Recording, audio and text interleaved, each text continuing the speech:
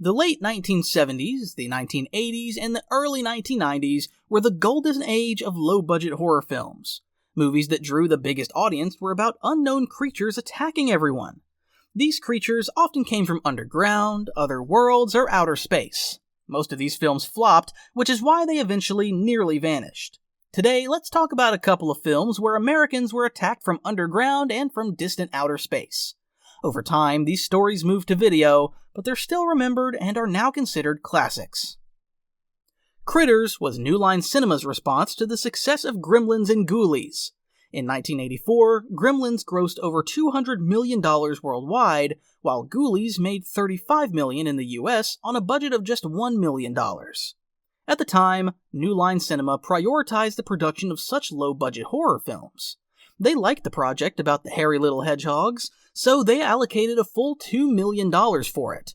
Because of the small budget, the original script had to be significantly revised. Many of the initial ideas never made it to the screen. At first, there were supposed to be several types of critters, but in the end, the filmmakers kept only the ones that could grow in size. The idea didn't appeal much to the test audience, so it was abandoned in the later films of the franchise. Critters' biggest problem was its lack of originality. The film faced a wave of criticism right after its premiere. People accused the creators of simply taking Gremlins into space and being unable to come up with anything on their own. Stephen Herek denied the claims that the film was an attempt to capitalize on the success of Gremlins. The film's writer and director stated that he had written the script long before Gremlins hit theaters, and after its release, he actually made significant changes to minimize any similarities between the films. Naturally, it did little to convince anyone, and people continued to accuse the director of lacking imagination. It's hard to say now how much the critics' negative reaction damaged Critters' box office debut. Test screenings didn't go well, so the film was cut down and released on a very limited number of screens, even by the standards of the time. In the US, Critters opened in 6th place, playing on 540 screens, which was the lowest screen count among the top 10 films. Still, in terms of revenue per theater, Critics was second only to The Money Pit, which held the number 1 spot. The miracle, however, didn't happen, and when Critters gained more screens a week later, its earnings didn't increase. Instead, its revenue per theater began to drop. Still, the project managed to stay in the top 10 for 8 weeks. Yes, Critters was mostly fighting for the 8th and 10th spots at the box office, but in the end, the $2 million film still managed to gross $13 million. Critters also earned some money internationally, but since New Line sold distribution rights to local distributors back then, it's difficult to determine exact figures. Naturally, the studio ordered a second film. It was reasonable to expect that the sequel would earn even more money and that the series might turn into a long-running series like A Nightmare on Elm Street, eventually leading to Critters 12. Stephen Herek, the director of the first film, refused to work on the sequel and went on to direct Bill and Ted's Excellent Adventure.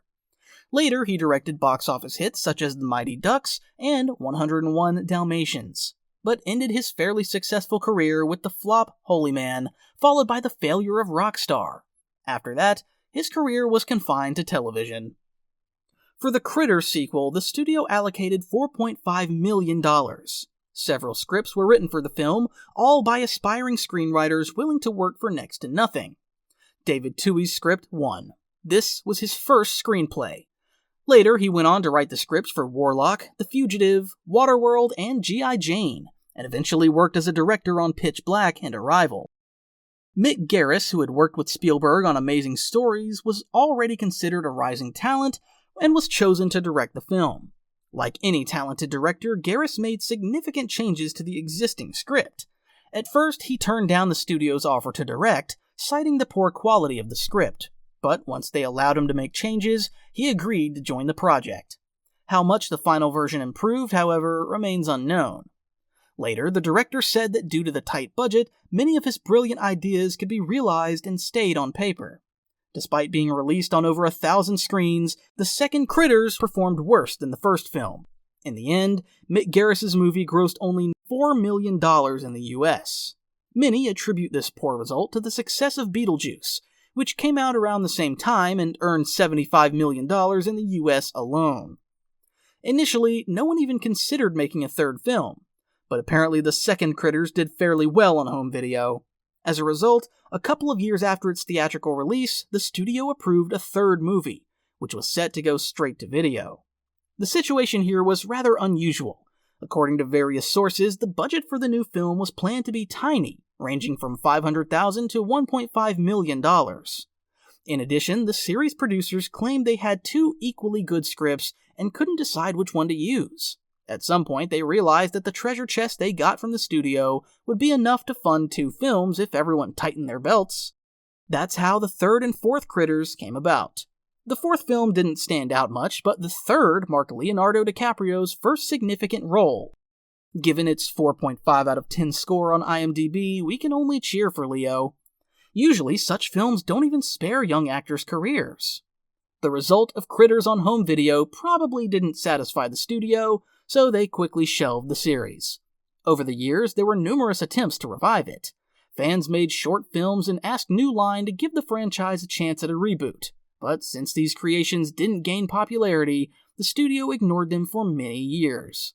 Although Critters enjoyed relative success in some countries, the series wasn't popular in the West, as can be seen from viewer ratings. Only the first film holds a score of 6, while the others are stuck between 4 and 5 out of 10. In 2019, New Line finally gave in and made another film titled Critters Attack. It was released directly on streaming platforms, and a viewer rating of 3.7 out of 10 suggests that it wasn't very successful. So, if the franchise ever returns, it won't be anytime soon. Tremors could have reached theaters in the early 1980s, but back then, writers S.S. Wilson and Brent Maddock were virtually unknown. The studios they approached praised their imagination, but no one wanted to invest money in a project like that. Everything changed in 1986 when Wilson and Maddox sold their script for Short Circuit. In the US alone, the film grossed $41 million, and the writers instantly gained recognition as rising stars capable of coming up with ideas for box office hits. After they proved themselves with batteries not included, Universal Pictures agreed to produce Tremors. However, the studio allocated only a minimal budget, which affected both the scale of the film and the abilities of the creatures appearing in it. One of these budget restrictions ultimately worked in the film's favor. Originally, the creators wanted the worms to have an outer shell, similar to the extending jaws of the xenomorph from the Alien franchise. But that would have complicated things and increased the cost of the models.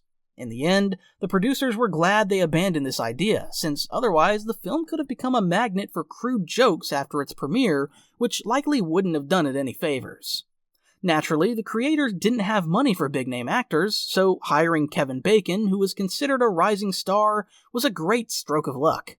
The actor later said that he had a lot of fun on set, and that this was probably the most enjoyable film he ever worked on. However, at some point during filming, he suspected that the movie might flop so badly it could ruin his career. So sometimes he would go home and, by his own account, literally cry into his pillow.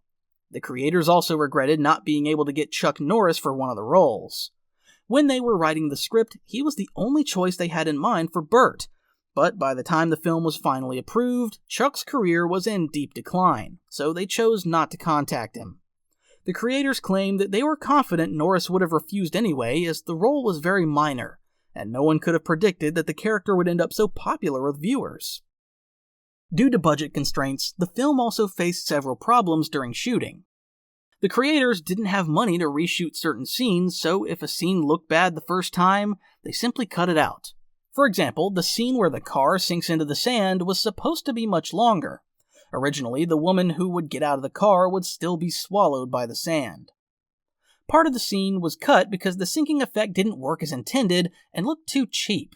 Since the filmmakers were already behind schedule, they couldn't reshoot the scene the next night. Midway through shooting, a scene with a cranky old woman and her constantly barking dog was cut.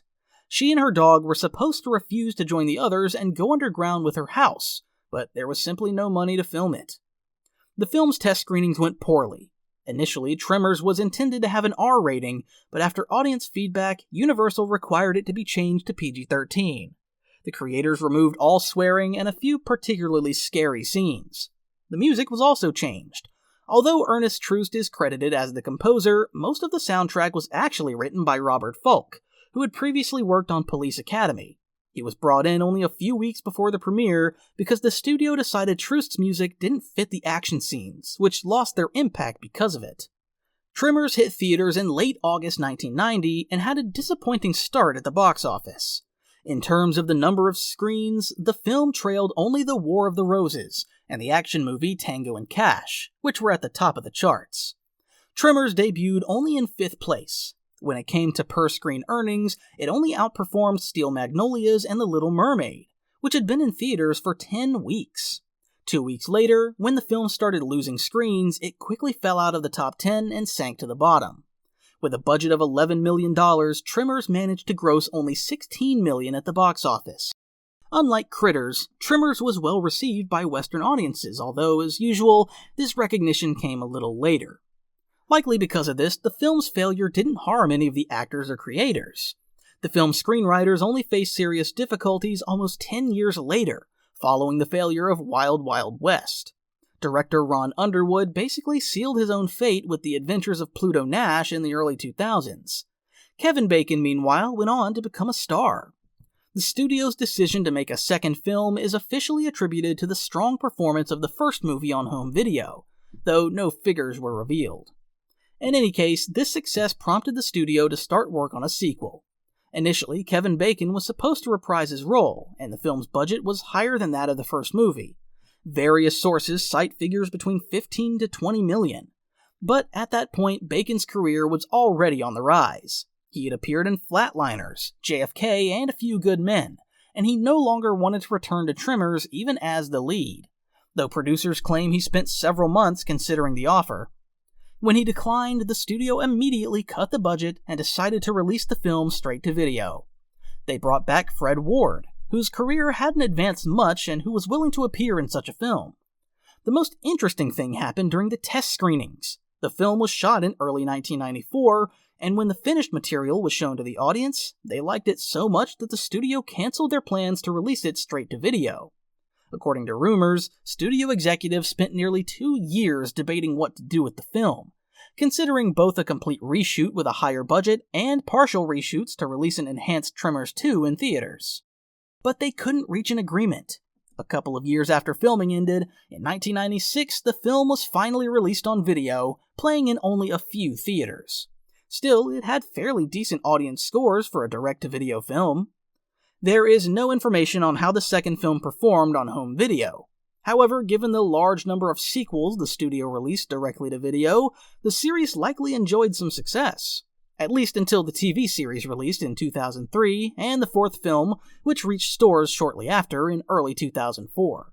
The series was cancelled after its first season, and the fourth film received the lowest ratings in the franchise at that time. After that, the franchise was put on hold until 2015, when the fifth film was released.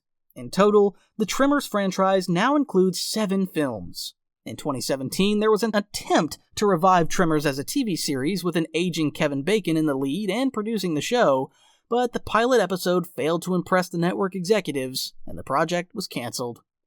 Thanks for watching, and stay tuned.